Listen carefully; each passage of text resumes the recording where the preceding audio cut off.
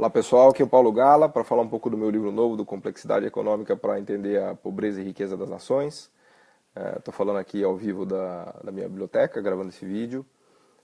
E a ideia é que eu vá falando e que vocês me escrevam ao longo da transmissão questões, sugestões, enfim, qualquer intervenção que vocês queiram fazer, podem ficar à vontade e escrever que eu vou, ao longo do vídeo, eu vou responder. Eu vou tentar tratar um pouco das questões que vocês porventura tenham mais interesse, né? Bom, o que eu vou fazer agora é tentar falar de maneira bem resumida do que tem lá no livro, né? Mas antes de falar especificamente do livro, eu vou explicar como é que eu uso o livro para entender o Brasil, né? Minha grande preocupação ao ter escrito esse livro foi, mais do que tudo, entender o que está acontecendo com o Brasil, né? Por que o Brasil está numa situação tão difícil, né? Tanto da conjuntura de curto prazo, quanto da perspectiva de longo prazo, né? Na verdade, a questão do longo prazo é o que me preocupa ainda mais do que o longo prazo. O curto prazo é o que me preocupa ainda mais do que a questão de longo prazo, né? Então, da ótica de longo prazo, pensando por que o Brasil não conseguiu se tornar uma nação rica, né? Um país rico, né? E essa é uma questão chave, né? Essa é uma questão chave que está presente em todo o livro. E que é uma coisa que, enfim, todo brasileiro se questiona, né? Por que o Brasil não é um país mais rico, mais desenvolvido, com uma renda per capita mais elevada, né? Então, nessa ótica, o que eu faço no livro, que é uma coisa que sempre me motivou muito, foi comparar o Brasil com os outros países, né?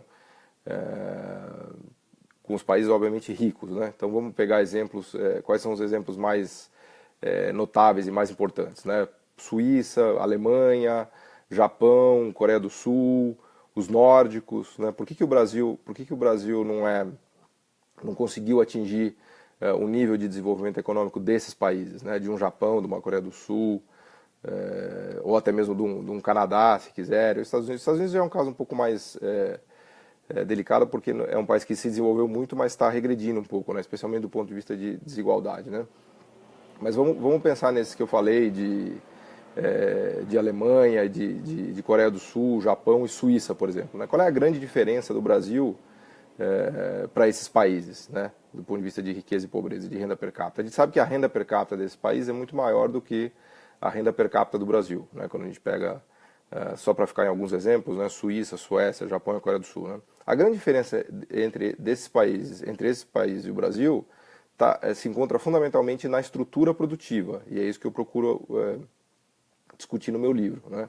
A estrutura produtiva desses países é muito mais sofisticada e muito mais complexa do que a estrutura produtiva do Brasil, né? Daí que vem a ideia da complexidade, né? Porque a perspectiva que eu uso no livro é a perspectiva da complexidade para entender a riqueza e pobreza relativa dos países, né? Então, quando a gente olha para a Suíça, para a Alemanha, para o Japão, o que a gente vê é que esses países têm uma estrutura produtiva muito mais sofisticada, muito mais complexa do que a economia brasileira. Então, a complexidade produtiva é a grande diferença das estruturas produtivas, ou das estruturas que a gente, quando a gente compara Brasil e esses países, né? Então, o que a Suíça, o que a Alemanha, a Suécia e o Japão têm que o Brasil não tem?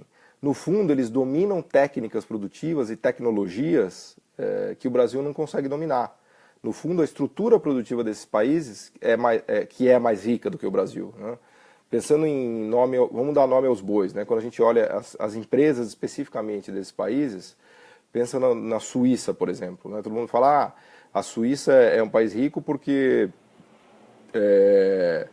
todo mundo põe dinheiro lá por conta dos bancos suíços. Não, nada disso. A estrutura produtiva da Suíça é sofisticadíssima. Quando a gente olha a parte de químicos, de farmacêutica, de mecânica de precisão, de química sofisticada, né? Os suíços têm uma habilidade impressionante de produzir bens complexos e sofisticados, né? A verdadeira riqueza da Suíça está na estrutura produtiva da Suíça, né? O mesmo vale para a Alemanha. A Alemanha é um caso mais óbvio, né? Porque todo mundo conhece os carros alemães, a maquinaria alemã, né? A mecânica de precisão alemã, enfim, toda a tecnologia alemã embutida nesses produtos, né? Mas o caso da Suíça é um caso menos óbvio, né? Na verdade, ninguém sabe, ninguém imagina que a Suíça tem uma estrutura tão produtiva e tão complexa, tão sofisticada, né? Daí a ideia da complexidade que eu uso no livro, né? Suécia também é um belo exemplo, Noruega é um outro belo exemplo, né? Todos os nórdicos, desculpe, todos os nórdicos têm uma estrutura produtiva muito complexa e muito sofisticada, por isso que eles são ricos, né? Estava mencionando aqui Coreia do Sul e Japão. Coreia do Sul e Japão são também exemplos notáveis, né? A Coreia do Sul é um exemplo legal porque ela começou com baixa complexidade, com baixa sofisticação tecnológica nos anos 60 e 70. O principal produto de exportação da Coreia do Sul nos anos 60, um dos principais produtos era a seda, e para vocês terem uma ideia de como a Coreia era pobre, ela exportava até mesmo peruca feita de cabelo humano, né? Que é característica de países pobres, né? Exportar peruca feita de cabelo, não cabelo sintético, mas cabelo humano mesmo, né? Fazia guarda-chuvas, enfim, era uma estrutura produtiva da Coreia nos anos 50 e 60 era de muita baixa qualidade, muito pouca sofisticação, né? E a Coreia conseguiu dar um salto produtivo, no sentido de aumentar a sofisticação produtiva e a complexidade enorme, né? Então, de novo, quando a gente olha para o Brasil e compara com a Coreia, o que a gente vê na Coreia é uma estrutura produtiva sofisticadíssima e de alta complexidade, né? Outro exemplo mais curioso e mais recente é a China. A China conseguiu dar um salto de complexidade e de sofisticação enorme, né? Hoje a China é capaz de fazer avião, carro, submarino. Ela tem domínio tecnológico nessas várias frentes, né? A estrutura produtiva chinesa se tornou complexa, né? E em contraposição a esse país, a estrutura produtiva brasileira se tornou menos complexa, menos sofisticada, né? Para dar alguns dados específicos, em 1980 o Brasil exportou 20 bilhões de dólares. Nesse mesmo ano a Coreia do Sul exportou 18 bilhões e a China exportou 17 bilhões. Vale dizer, as exportações brasileiras em 1980 eram maiores do que de Coreia e de China. A produção industrial brasileira em 1980 era maior do que o somatório da produção industrial da China e da Coreia do Sul juntos, né? Então, a indústria brasileira em 1980 era muito mais potente do que a indústria coreana e a indústria chinesa. A nossa capacidade produtiva, a nossa capacidade tecnológica, claro que em termos relativos, né? Hoje a gente tem capacidade de fazer mais coisas, mas relativamente o Brasil era muito mais sofisticado, muito mais importante que a China e que a Coreia em 1980, né? Desde então, para vocês terem uma ideia ainda nesse registro de complexidade, capacidade produtiva e sofisticação, o Brasil saiu de exportações de 20 bilhões de dólares em 1980 e pulou agora em 2014 e 15 para mais ou menos 200 bilhões, 230 bilhões de dólares. A Coreia do Sul saiu de 18 bilhões, foi para quase 700 bilhões de dólares de exportações por ano. A China saiu de 16, 17 bilhões de dólares em 1980, foi para 2 trilhões de dólares de exportações por ano, né? A China só conseguiu atingir esse nível de exportações porque ela se tornou uma economia altamente sofisticada e altamente complexa. Ela faz produtos de toda a natureza que você possa imaginar, né? Especialmente de natureza industrial e manufatureira, né? A Coreia do Sul também, ela avançou enormemente em termos de sofisticação produtiva e de complexidade, né? Enquanto que o Brasil não, o Brasil regrediu, o Brasil, né, perdeu capacidade de fazer coisas, né? O Brasil não consegue mais fazer coisas como ele fazia no passado, ele continua muito fortemente dependente de commodities, de minério, de bens de agricultura, e não consegue progredir do ponto de vista produtivo, né? Então a complexidade que está no título do livro, que é o eixo, por assim dizer, da análise que eu faço no livro, tem a ver com essa capacidade de produzir coisas sofisticadas, né? Coisas, vamos dizer assim, complexas, né? O Ângelo escreveu aqui e ele me lembra aqui corretamente. Na verdade, isso é um processo de o que a gente vê no Brasil é um processo de reprimarização da pauta de exportação, né? O que é reprimarização da pauta de exportação? O país caminha de produzir bens manufaturados que ele conseguia no passado para voltar a produzir simplesmente commodities, né? Os grandes produtores de commodities do mundo são os países africanos, né? Inclusive, um parênteses importante nessa discussão, não é que os países ricos não produzam commodities, não, os países ricos produzem commodities. Está aí, por exemplo, a Noruega, que é um belo exemplo disso, está aí, por exemplo, o Canadá, que é um belo exemplo disso, o próprio Estados Unidos, que é um belo exemplo disso, né? São países riquíssimos em commodities, que produzem commodities, mas que deram um salto, né? Ou seja, eles conseguiram avançar em relação às commodities, né? O Canadá é um belo exemplo disso, porque eles conseguiram avançar em termos de maquinaria, inclusive, por exemplo, de implementos agrícolas, de tratores, né? Quem não conhece o trator Massey Ferguson, né? Que é uma marca que tem origem no Canadá. Então o Canadá ele não ficou simplesmente na parte agrícola, ele avançou para o maquinário, para a parte de produtos ligados às commodities, né? Os noruegueses avançaram na linha de perfuração de sondas e plataformas, ou seja, eles conseguiram construir uma indústria em torno das commodities, eles conseguiram se sofisticar a partir das commodities, né? Então, a grande diferença, já que eu falei de Noruega, vamos olhar os países produtores de petróleo. Quem são os grandes produtores de petróleo do mundo? Arábia Saudita, Nigéria, Indonésia, Noruega. Qual é a grande diferença da Noruega para esse país? A grande diferença é que a Noruega conseguiu dar um salto no sentido de sofisticação produtiva, ou seja, eles usaram o petróleo como catapulta para produzir uma indústria robusta, nacional e eficiente, né? Claro que a gente tem a discussão de Lava Jato, de Petrolão, depois a gente pode entrar nisso daí, mas o fato é que a Noruega conseguiu entrar de maneira eficiente nessa indústria. Eles criaram uma indústria eficiente de petróleo, no sentido de produzir sondas, produzir as plataformas de perfuração e assim por diante, né? Até comentaram aqui da Costa Rica, é um caso interessante, né, de América Central. A Costa Rica é o único país da América Central que conseguiu se sofisticar, né? Tem ali a grande coisa da fábrica da Intel, que foi levada para lá muitos anos atrás, e quando a gente olha os indicadores de complexidade da Costa Rica, a gente vê que há uma diferença importante na Costa Rica, né? A Costa Rica é um dos países mais complexos e mais sofisticados da América Central, né? É uma diferença gritante da sofisticação produtiva da Costa Rica em relação aos outros países, né? Então, agora voltando para o livro, né? Quando a gente olha esses países, então os chamados ricos, eles são na verdade sofisticados, eles são complexos, né? Então o Brasil, na verdade, ele é um país não complexo ou não sofisticado, né? Ele não conseguiu avançar na direção da sofisticação produtiva.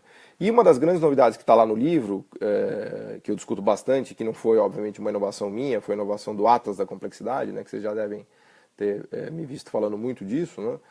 Essa grande inovação do Atlas da Complexidade foi conseguir medir a complexidade. Esse foi o grande salto, né, que inclusive me fascinou há 2, 3 anos atrás e me levou a escrever o livro e mergulhar nos estudos da complexidade, né?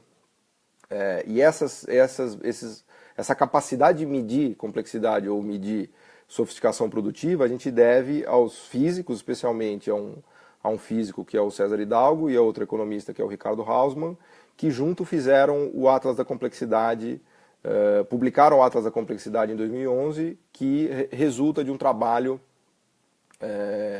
vamos dizer assim, altamente empírico, né, no sentido de que é um algoritmo que estuda o que é um país complexo e o que não é um país complexo, né?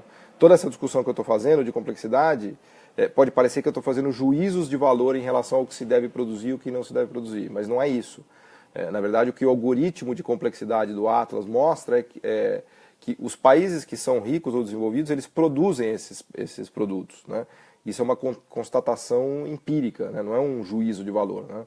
E essa constatação empírica é feita a partir de análise de Big Data, com bancos de dados gigantescos, eu estou falando de bases de dados que chegam a ter 50, 60, 70 milhões, 100 milhões de informações, né? Ou seja, bases que os economistas nem estão acostumados, de tão grandes que são, né? São bases que são tratadas principalmente pelo pessoal de redes e pelo pessoal da física das redes complexas, né? Deixa eu ler essa pergunta aqui. Essa pergunta, Daniel Rodrigues, essa sua pergunta está muito longa, não estou conseguindo ler aqui na minha tela, se você puder depois perguntar de maneira mais resumida. Mas só para concluir essa discussão do Atlas e do algoritmo da complexidade que eu abordo no livro, né? Com essa nova técnica da física das redes da complexidade, a gente consegue medir agora de maneira muito quantitativa e muito objetiva, né? Aliás, é tão simples, né, depois de feito o algoritmo de disponibilizado, que você mesmo pode entrar no site, né, depois eu deixo disponibilizado aqui se você digitar, dá um Google em Atlas of Complexity, que você já vai ver É, tem uma pergunta aqui do agronegócio, já vou falar do agronegócio. Dá um Google ali no Atlas of Complexity do MIT, escreve Atlas of Complexity MIT ou Harvard, que ele já te leva para o link, e aí você pode olhar esses resultados que eu estou falando, né? Então isso que eu estou falando de Noruega, de Coreia, de Suécia, de Suíça, você vai facilmente ali reparar que eles são países altamente complexos. O legal do Atlas é que ele já te dá o ranking na hora, né? Porque o algoritmo está online, as bases de dados estão online, o Big Data está tudo online, então você pode entrar ali e na hora ele já te dá o ranking dos países mais complexos do mundo e dos menos complexos do mundo. Então na hora você vai ver que os mais complexos do mundo são Coreia do Sul, Japão, Alemanha, Suíça, Suécia, Noruega, Finlândia, Dinamarca, Reino Unido, Estados Unidos, que são os países que têm os sistemas produtivos mais sofisticados e mais complexos do mundo, né? Os menos complexos são os africanos, tá? Nigéria está sempre entre o pior deles, e enfim, lá no final tem os de menor complexidade, né? Então, toda essa discussão que eu vinha fazendo da estrutura produtiva é uma velha discussão já entre economistas, né? Especialmente entre os economistas estruturalistas, né? Aqui no Brasil o nome mais importante certamente é o do Celso Furtado, né? Mas o Prebisch também na Argentina e os antigos chamados economistas do desenvolvimento, o Nurks, o Myrdal, o Hirschman, né? Todos esses. Essas ideias já está todo mundo careca de saber que é a estrutura produtiva que determina a riqueza de uma nação, né? Para os estruturalistas isso sempre foi muito claro, né? O Brasil é pobre porque a estrutura produtiva brasileira é pobre, né? A grande novidade é que o Atlas da Complexidade agora nos permite medir isso, ou seja, a gente tem algoritmos empíricos que mostram isso de maneira muito clara e muito simples até. Por isso que no livro eu trato muito disso, né? E num curso que eu estou montando online também, eu friso muito isso. A ideia é tratar usar a complexidade para dar explicações simples, né? Que é uma coisa até meio paradoxal. Você fala assim, puta, complexidade, ciência das redes, é um negócio altamente complexo. Não, pelo contrário. A complexidade te permite tratar esses assuntos e essas questões de maneira simples, né? A complexidade está aí para nos ajudar a entender isso de maneira simples, tá? Então, fica mais simples entender isso com complexidade. Bom, deixa eu falar aqui da questão do agronegócio, que me perguntaram, me fugiu o nome na tela aqui, eu não consigo mais falar, mas é uma discussão interessante essa tem aqui a discussão da América Latina, mas antes disso eu vou falar do agronegócio. Bom, o agronegócio per se em si não é complexo, tá? Quando a gente olha o algoritmo de complexidade, o que ele mostra é que os produtos agrícolas são os menos complexos do mundo, tá? Até por azar nosso, por incrível que pareça, um dos produtos menos complexos do mundo é a soja, tá? Todo mundo consegue fazer soja, basta você ter um clima bom e um solo fértil, né? Então o produto soja em si não tem complexidade nenhuma, né? As pessoas até confundem um pouco. Esses dias tinha uma matéria no Valor excelente sobre isso, da agricultura 4.0, né? Que aliás recomendo que vocês leiam essa matéria. O que é agricultura 4.0? Trator com ar-condicionado, operando com GPS, mapa de topografia, tudo digital, assim, uma tecnologia... Luiz Marangoni que perguntou, obrigado, sobre o agronegócio. Uma tecnologia extremamente high-tech, mas é para você produzir soja. Esse é o ponto. A soja não é complexa, então você pode usar tecnologias extremamente complexas para produzir algo que não é complexo, né? O problema do agronegócio é o seguinte, se você ficar só no agronegócio, você não se torna rico. O problema do agronegócio é você parar no agronegócio. O país precisa avançar nas cadeias ligadas ao agronegócio. Idealmente ele precisa produzir os tratores de maneira eficiente, precisa produzir a plantadeira, a colheitadeira, os químicos, tudo isso de maneira ultra eficiente. É claro que não é fácil, né? Quem conseguiu fazer isso? A Alemanha faz isso, a Espanha faz isso, o Canadá faz isso, né? Os Estados Unidos faz isso. Esses países são potências de agronegócio, mas também são potências da manufatura ligada ao agronegócio, né? Então no Brasil a gente confunde muito isso. O que a gente precisa fazer aqui é desenvolver a manufatura ligada ao agronegócio, né? Porque o agronegócio per se, primeiro que ele emprega muito pouco, né? Ele representa do PIB 5%, a agricultura em si, o agronegócio um pouco maior, dá 20%, da parte de emprego mesmo é muito pouco, né? A gente vê que em países ricos a agricultura em si emprega 1, 2% da população, né? Então é só essa observação que eu queria fazer. No livro eu discuto isso com bastante calma, porque esse é um tema que eu acho muito legal. Eu adoro esse tema do agronegócio, né? Como é que o agronegócio entra nessa discussão, né? Outra questão da América Latina, comparada com a Ásia, a América Latina se industrializou muito, especialmente o Brasil e a Argentina, né? Eram duas potências no início dos 80. Desde então a gente mergulhou num processo de desindustrialização. Basicamente o que aconteceu? A gente perdeu o bonde. A gente começou a perder o bonde nos anos 80, 90. Depois da abertura comercial a gente não conseguiu se reintegrar. A abertura comercial por si só não recolocou a América Latina nas cadeias globais de valor. A gente perdeu o bonde completamente, né? Eu estava brincando da agricultura 4.0. Se a gente tem a agricultura 4.0, a nossa indústria é 1.0. Né? Na verdade, a indústria brasileira virou uma indústria 1.0. Ela já foi 4.0 no início dos 80 em termos relativos. Hoje ela é 1.0. Ela está completamente atrasada em termos tecnológicos. A gente perdeu esse bonde tecnológico da internet das coisas, enfim, da indústria integrada nos serviços sofisticados e assim por diante. Né? Então, a situação brasileira é bastante grave, né, desse ponto de vista, né, da indústria. Né? E, claro, a desindustrialização é a maneira pela qual a gente enxerga isso. Né? Eu gosto de tratar da desindustrialização, no fundo, como perda de complexidade. Né? Perda de complexidade. O que o algoritmo mostra para a gente, com essas bases de Big Data, é que os bens manufaturados industriais são complexos. Tá? Então, fica esse registro de que a desindustrialização da América Latina, do Brasil e da própria Argentina dá na mesma. A gente poderia falar de perda de complexidade. Né? É verdade, ó, o Vânio comenta aqui que a indústria 4.0 surgiu na Alemanha, tudo a ver, exato, que é a indústria de ponta, né? A Alemanha segue na indústria de ponta. Aliás, esses dias eu vi um dado que me chocou até. O superávit em conta corrente da Alemanha vai ser 10% do PIB. 10% do PIB. Tem o Vinícius aqui comentou que a gente tinha banco 10.0. Né? Mas enfim, a indústria 4.0 é um fenômeno alemão, um fenômeno asiático, né? Principalmente um fenômeno alemão e asiático. Né? E o Brasil perdeu esse bonde. Tem uma pergunta aqui muito legal que é o papel do Estado. Né? O papel do Estado nisso. Esse é uma economia... É um tema que eu brinco que muitos economistas já morreram nessa briga. Né? Muitas pessoas já morreram no Facebook também, de tanto que se matam e brigam em relação a isso. Né? Eu tenho uma visão bem de centro, por assim dizer. Né? Pensando até na questão da complexidade. Por um lado, você acreditar que uma simples abertura e um Estado mínimo e um livre comércio vai produzir complexidade é de uma ingenuidade total. Por quê?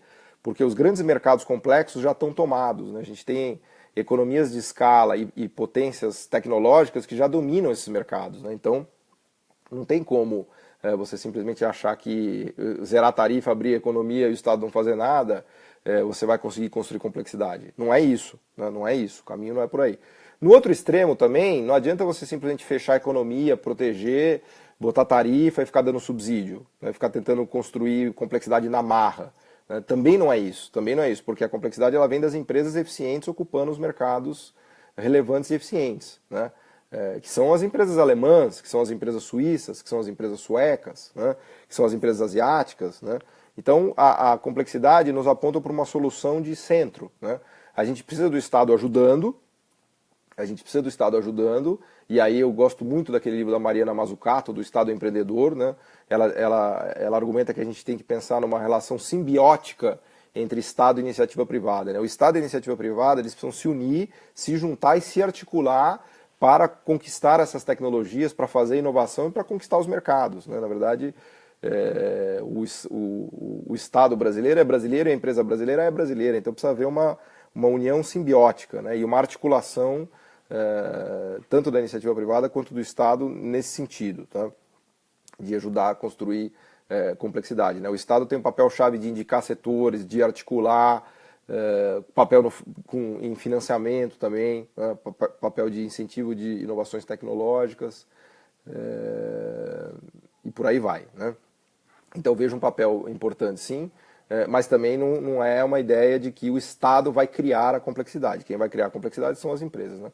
Aí, de novo, os asiáticos acho que são um belo exemplo, porque os asiáticos conseguiram produzir os campeões nacionais, né? Vocês devem ter já ouvido essa discussão aqui do Brasil. O grande problema é que o Brasil tentou produzir campeões nacionais. Não, o problema é que o Brasil não conseguiu produzir os campeões nacionais e, na verdade, os asiáticos eles têm campeões nacionais, só que os campeões nacionais deles viraram campeões internacionais. Né?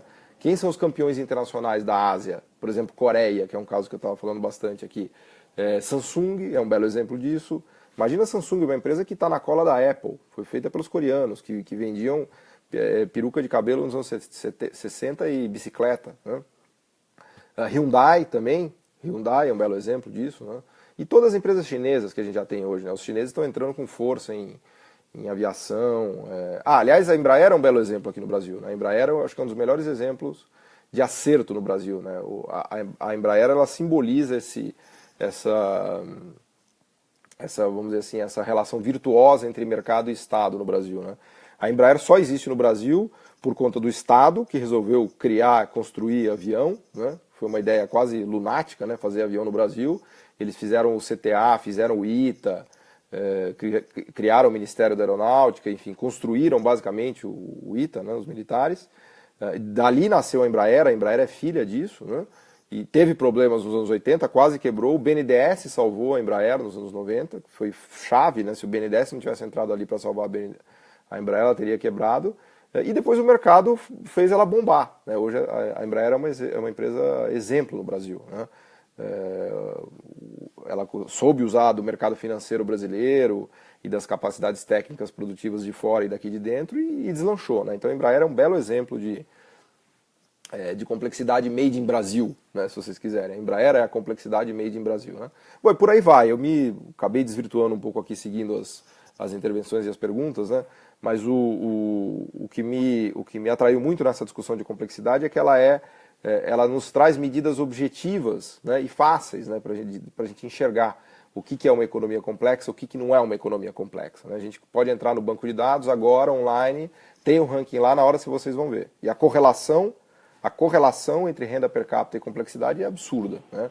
Eu estudei muito desenvolvimento econômico, dei aula durante anos e anos e anos sobre desenvolvimento econômico, e a gente fazia muito essas análises de correlação, de regressão entre renda per capita e vários indicadores. Renda per capita e educação, renda per capita e instituições, renda per capita e you name it, né? Um monte de variáveis.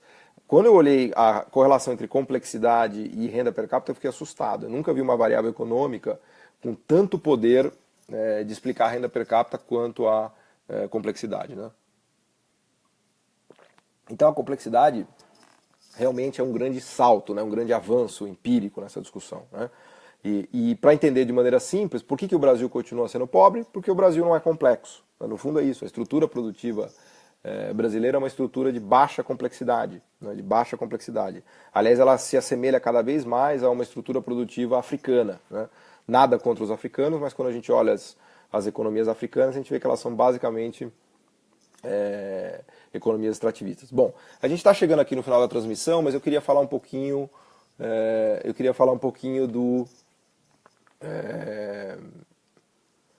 da desigualdade, da questão da desigualdade, tá? Como é que a gente usa a complexidade para olhar a desigualdade? Né? Isso é uma questão muito legal, né? Que vem também no bojo dessa pesquisa. Né? E é uma pesquisa mais recente do César Hidalgo, que é o físico que fez o Atlas da Complexidade, e de um economista alemão muito interessante, que é o Dominik Hartmann. Né? Ele até tem perspectivas de vir para o Brasil, ficar aqui um tempo. Ele escreveu um trabalho junto com o César Hidalgo que eu achei maravilhoso, que é um trabalho que conecta a discussão de complexidade com desigualdade.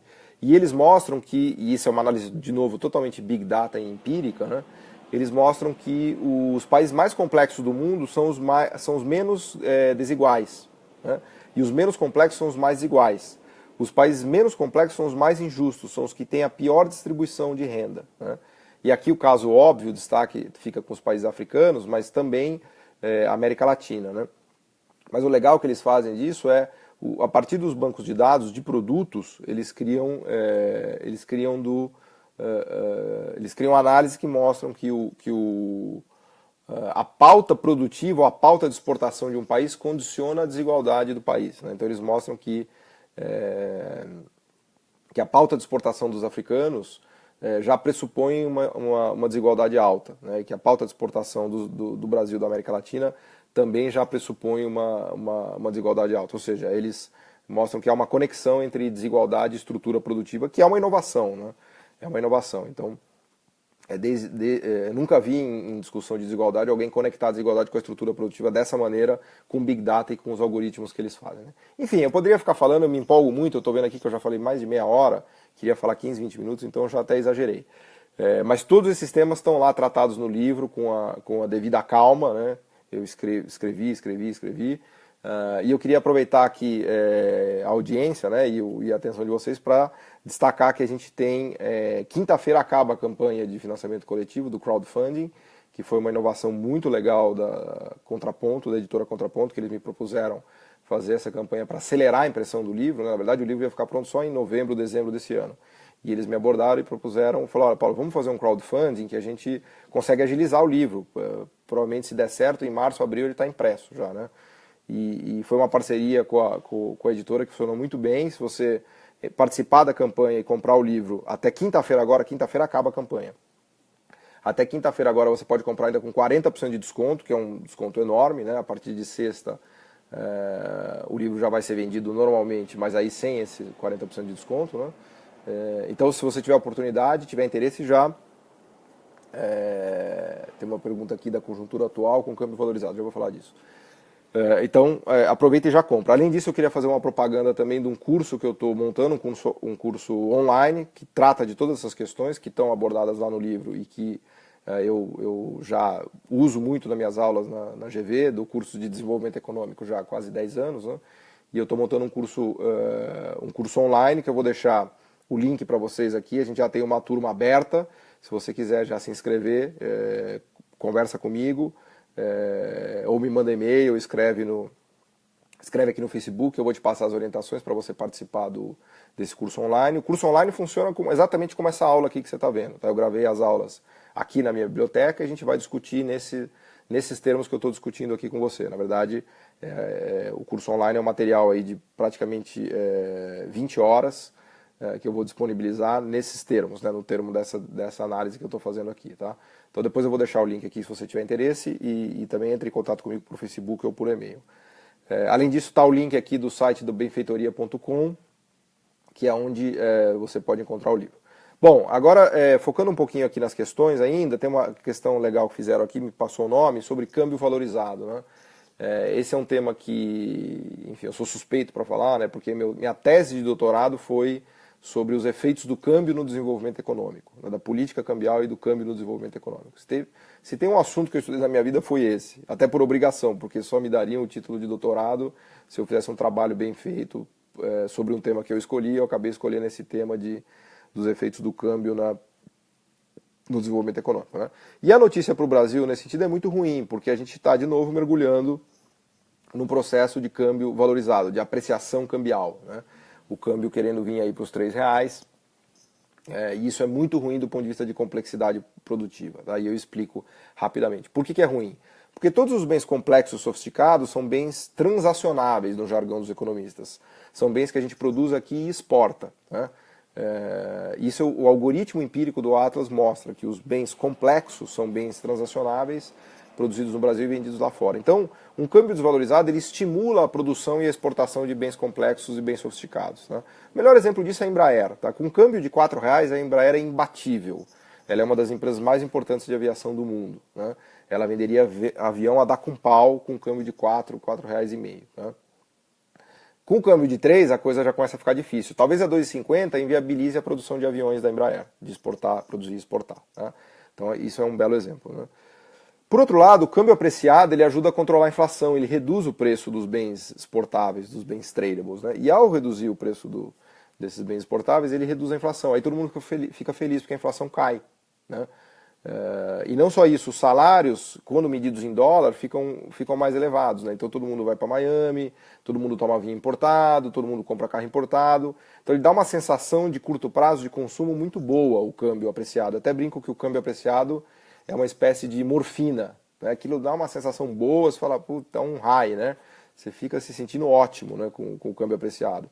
Mas, no fundo, o câmbio apreciado é o que os economistas chamam de populismo cambial. É uma maneira que o governo acaba fazendo de criar uma falsa sensação de euforia, uma falsa sensação de bem-estar que tem um efeito limitado. Né, que tem um efeito limitado. A gente viveu isso em várias fases da história brasileira. A gente viveu nos anos, por incrível que pareça, nos anos 90, no governo FHC, a gente viveu isso na era Lula, né, com o boom de commodities e com apreciação cambial, e a gente parece começar a viver de novo agora no governo Temer, né?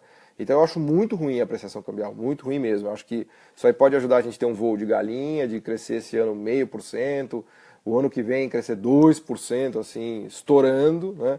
Mas claramente mais um voo de galinha, porque não haverá sofisticação produtiva da economia brasileira, né? Não haverá aumento de complexidade da economia brasileira, né? A complexidade econômica, ela sofre muito com a apreciação cambial, sofre muito, né? Então, o câmbio atrapalha essa trajetória de sofisticação produtiva. Aliás, quando a gente olha Coreia do Sul, Japão, Alemanha, China, qual foi o pilar de desenvolvimento deles? O pilar de desenvolvimento deles foi câmbio competitivo, né?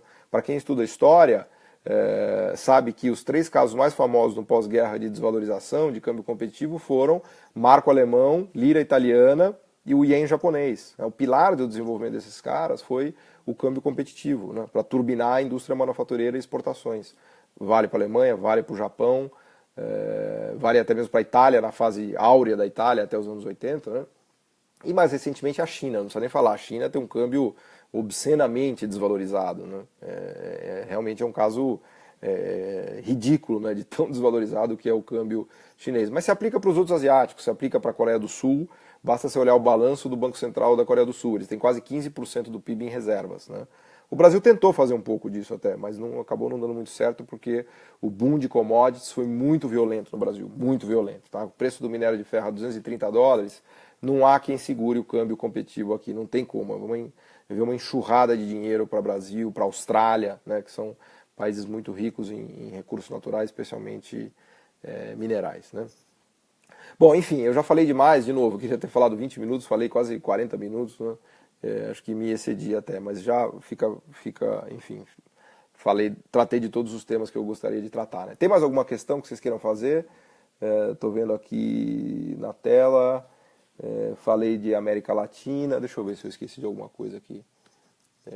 Acho que eu abordei, falei de desindustrialização, falei da reprimarização da pauta, deixa eu ver aqui, falei do agronegócio, da indústria, e do ambiente institucional. Última coisa aqui que falta falar do ambiente institucional, né? Eu tenho uma visão de que as instituições são muito mais uma consequência do que uma causa da complexidade, né? Acho que a melhora da estrutura produtiva e o aumento da complexidade, ela vai puxando instituições melhores, né? Puxando instituições melhores, e não o contrário, né? Eu acho que até trato, essa foi uma pergunta do Daniel Rodrigues, tem um capítulo no livro em que eu trato especificamente disso, né? Então eu acho que as instituições são uma consequência e não uma causa. Uma outra pergunta aqui interessante da Bruna. Será que o Brasil, ter tido uma industrialização com CLT já consolidada, não tirou a capacidade da indústria brasileira para se movimentar e adequar à competição? Bom, essa questão da CLT e do trabalho é uma questão, eu acho, muito importante e muito controversa, né, no Brasil, muito controversa, né? Inclusive no que diz respeito a sindicatos, a relação entre capital e trabalho, né? E eu acho que o belo exemplo disso é Noruega, nórdicos e Alemanha, né? O que a gente vê nesses países? A gente vê que eles conseguiram construir um arranjo, uma concertação entre capital e trabalho, por assim dizer, né? Uma parceria entre sindicatos e empresas onde todo mundo ganhou, né? Os sindicatos são fortes, se você olhar os países nórdicos, aliás, não só os sindicatos, a tributação é altíssima, né? Chega a pagar 40%, né? Foi o Daniel que perguntou isso, obrigado Daniel por essa pergunta. A tributação chega a 40%, 50% da renda nos países nórdicos é uma tributação altíssima, né? E na Alemanha, sindicatos muito bem orquestrados com as empresas alemãs, né? Tem até um nome disso que eu não sou capaz de me lembrar agora, mas é um pacto de competitividade, alguma coisa do gênero, né? E por que isso funciona bem? Funciona bem por um motivo muito simples. Quando há aumento de produtividade e de sofisticação produtiva e de complexidade, todo mundo ganha. Todo mundo ganha. Então o segredo é o país e as empresas e os trabalhadores conseguirem conquistar esse salto tecnológico de sofisticação e de complexidade, né? Tem um ditado, a minha família é portuguesa, e tem um ditado famoso que eu sempre me lembro desse ditado, que é o seguinte: Em casa que falta o pão, todo mundo briga e ninguém tem razão. Né? Em casa que falta o pão, todo mundo briga e ninguém tem razão. O que quer dizer isso? Quer dizer o seguinte, se não há produtividade, não há o que distribuir, né? No sentido de que não há um excedente que possa ser compartilhado por todos. Né? Mas não é na linha do Delfim Neto, que aliás é um erro atribuir isso ao Delfim Neto, mas enfim, não é na linha de que primeiro você faz o bolo, depois você come o bolo, não é isso. É na linha de que a produção e a distribuição caminham juntas nesse ambiente virtuoso de complexidade e sofisticação. Né? Então, se um país e uma empresa conseguem atingir esse grau elevado de sofisticação e de complexidade e de produtividade, a questão distributiva fica mais fácil. Fica mais fácil porque tem muito excedente. Né? Pensa numa Embraer. Né? Aliás, as empresas que têm grandes domínios tecnológicos, pensa naquelas, assim, quais são as melhores empresas para se trabalhar. Né? São as empresas que, em geral, têm uma posição de mercado muito boa e que dominam tecnologias de ponta, né? E que têm muita produtividade. Né? Esse é o truque. Né? Esse é o truque dos nórdicos, esse é o truque da Alemanha, e assim por diante. Né? O Reginaldo Soares escreveu aqui que paga 42% na Alemanha de imposto de renda. Então tá aí, ó, tá aí, ó. Como diria um amigo meu, mais um país comunista aí, a Alemanha. Né? Papel das políticas públicas no aumento da produtividade. Como o Estado hoje pode contribuir para a complexidade. Então isso é um pouco do que eu estava abordando lá atrás. O Estado ele tem um papel muito mais de indicação, de estímulo.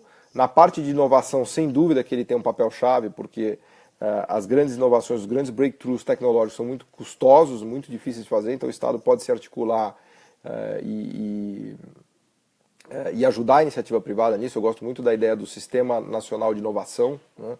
A ideia de que para você inovar você precisa ter as instituições públicas ajudando no fomento, as universidades e escolas ajudando na parte de pesquisa e de conhecimento técnico e as empresas bombando, fazendo produtos que sejam bons e que vendam. Né? De novo, o exemplo da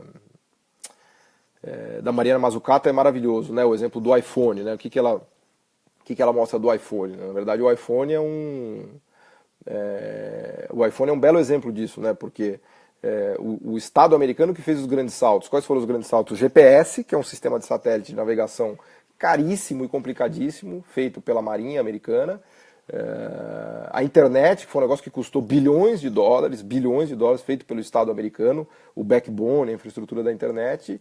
E depois o Steve Jobs foi lá em cima disso e teve uma puta sacada e fez um aparelhinho, que é esse aparelhinho aqui que eu estou usando para fazer a transmissão dessa live, e botou tudo isso dentro do aparelhinho, de maneira super eficiente, super interessante, com um design maravilhoso, com uma funcionalidade perfeita, né?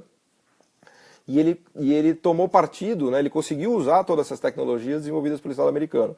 Aí você vai falar, Paulo, então o iPhone quem fez foi o Estado americano? Não, não foi. Quem fez foi a Apple, que é uma empresa maravilhosa, uma das mais valiosas do mundo. Mas ela precisou da ajuda do Estado. Aqui é um exemplo de articulação maravilhosa de Estado e de mercado, e de empresas. Né? Então a gente precisa ter essa visão construtivista, ou vamos dizer assim, simbiótica. Né?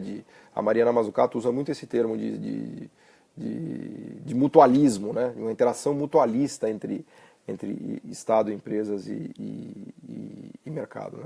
Bom, tudo isso, só um parênteses, pessoal, eu discuto no meu curso online. Tá? Eu estou falando demais, reagindo aqui às perguntas, mas no meu curso online eu trato, nas 20 horas eu falo isso de maneira assim... eu falo meia hora, 1 hora, 2 horas sobre todos esses temas sem parar. Né? Então vou deixar de novo a referência do curso online depois para quem tiver interesse, que tem uma aula específica sobre o papel do Estado na inovação, que é o Estado empreendedor da Mariana Mazzucato, em que eu trato em detalhes, né, não só do livro da Mariana Mazzucato, mas dos vários exemplos. Tem um outro exemplo interessante que é a NASA. Né? Quando os Estados Unidos decidiu ir para a Lua, outra tipo de ideia de jirico, né? Fazer avião no Brasil e ir para a Lua. Né? Então, um belo dia teve uma corrida espacial e os Estados Unidos estava ali brigando com a União Soviética para ver quem era mais competente. A União Soviética colocou o Sputnik no espaço e os americanos ficaram preocupados. Falaram, opa, os soviéticos estão tecnologicamente mais avançados.